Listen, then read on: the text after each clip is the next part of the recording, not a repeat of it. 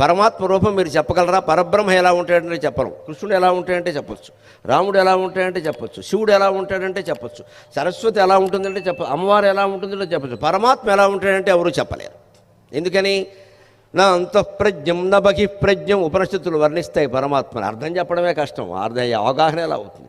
నా అంతఃప్రజ్ఞం నా బహిఃప్రజ్ఞం నోభయతః ప్రజ్ఞం న ప్రజ్ఞానఘనం న ప్రజ్ఞం నా ప్రజ్ఞం అదృశ్యం అవ్యవహార్యం అగ్రాహ్యం అచింత్యం అవ్యపదేశ్యం ఏకాత్మ ప్రత్యయసారం ప్రపంచోపశమం శాంతం శివం అద్వైతం చతుర్థం మన్యంతే స ఆత్మా స విజ్ఞేయః. ఇది పరమాత్మ స్వరూపం.